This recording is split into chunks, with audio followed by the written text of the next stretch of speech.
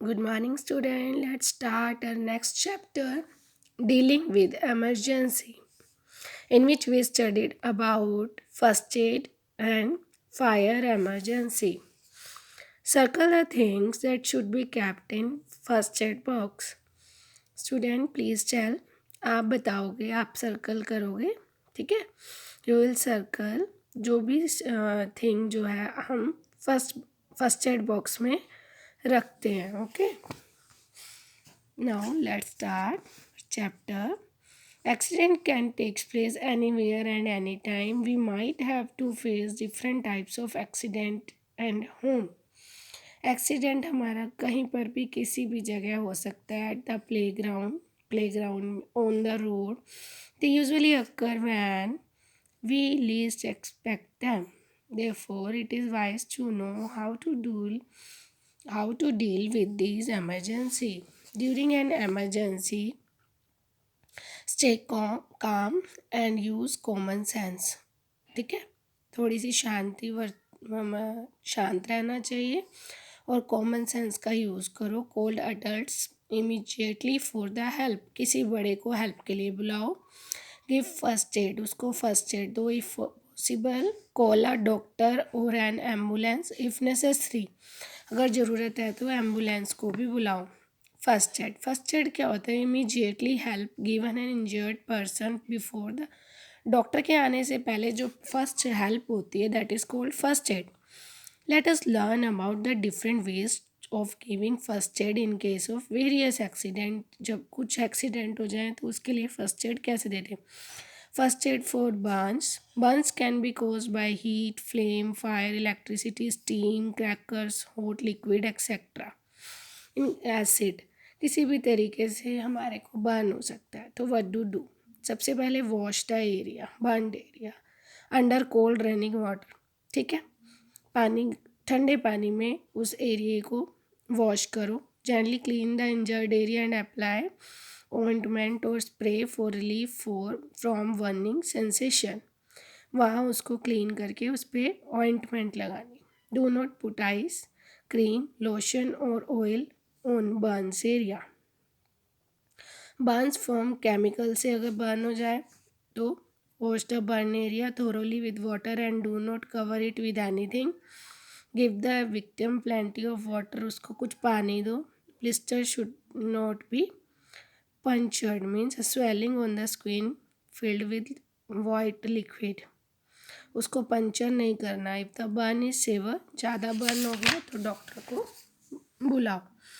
First aid for cuts and wounds. Cuts and wounds provide easiest route through which germs can enter the body.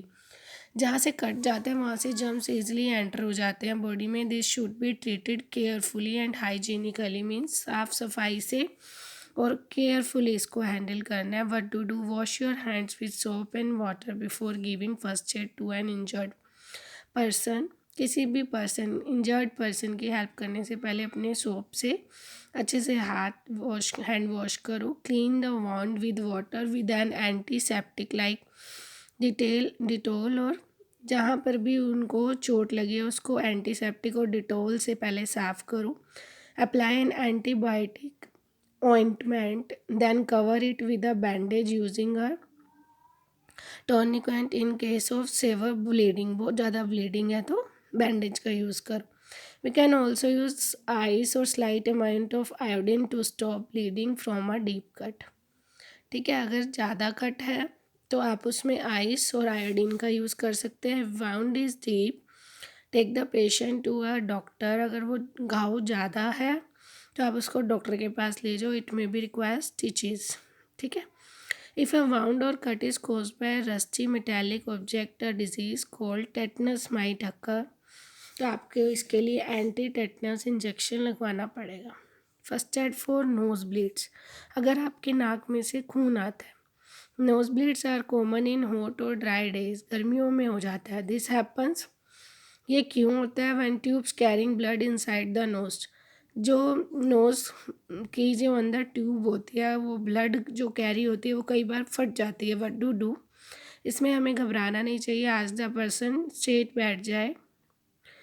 With head tilted back, थोड़ा सा सिर पीछे कर ले जैसे इसने किया हुआ है. As the person to breathe through his mouth, मुंह से सांस लें. Not to blow his nose, nose से ना ले. पुट आइस पैक, और गीला कपड़ा और आइस पैक उसके हेड पे रख देना चाहिए. In case of heavy bleeding call a doctor, अगर ज़्यादा ब्लीडिंग है तो डॉक्टर को बुलाओ. First aid for electric shocks, injuries may be cause when an electric current passes through the body. What do? The first step to switch off the source of current or move the person victim using a wooden stick. ठीक है, सबसे पहले switch off कर दो current जहाँ से भी आ रहा है, और पर्सन को वुडन स्टिक के पास ले जाओ. ठीक है, मतलब वुडन से उसको सेव करो. Attend the victim to check for breathing, मतलब किसी वुडन स्टिक की हेल्प से, लकड़ी की हेल्प से आपने उसको बचाना है. Attend to the victim and check for breathing, और उसकी सांसें चेक करो. If the person is not breathing call for emergency, अगर वो सांस नहीं ले रहा तो आपने medical aid, emergency medical aid को कॉल करो. First aid for sprains, sprains means ये लिखा है. स्प्रेन्स मीन्स क्या होता है? एंकल बाय सडनली, मतलब एंकल जो है आपकी उसमें सडनली बैंड हो जाए, बैंडिंग हो जाए. तो sprain is the tearing over stretching of muscle or tendons or a joint. In this case, a person cannot move the affected part on his own and undergoes a lot of pain. ठीक है, lot of pain होता है इसमें. तो आप क्या करोगे?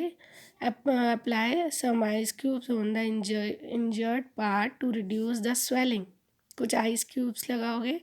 Rap and crepe bandage around the area to prevent movement को मूव कर रोकने के लिए आप बैंडेज अप्लाई करोगे. फर्स्ट एड फॉर फ्रैक्चर, अब fractures is broken on cracked bone, it is painful condition, patient can not move the fractured area.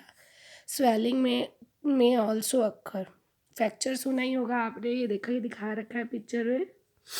ऐसे आपको फ्रैक्चर हो सकता है कहीं भी, किसी भी जगह पे. तो do not move the injured person too much, move नहीं करना. Use splint, splint means strip of rigid material, मतलब ऐसे किसी भी वुडन मटेरियल का सपोर्ट देना है पर्सन को. Sling which is triangle piece of cloth can also be use to give support to a broken arm. Do not massage the affected area और try to straight a broken bone. Get medical assistance as soon as possible. First aid for snake bites. अच्छा, इसमें आपको ये कह रहा है कि do not massage the affected area, try to, उसको सीधा ही रखें. ठीक है, और जल्दी से जल्दी मेडिकल असिस्टेंस के पास जाएं. फर्स्ट, स्नेक अगर आपको बाइट करता है, when a poisonous snake bites anyone, the poison gets goes into the body, causes a lot of pain और swelling होती है. it enters the blood and spreads all the, फटाफट से पूरी बॉडी में फैल जाता है. स्नेक बाइट से हमारी डेथ भी हो सकती है उसी टाइम.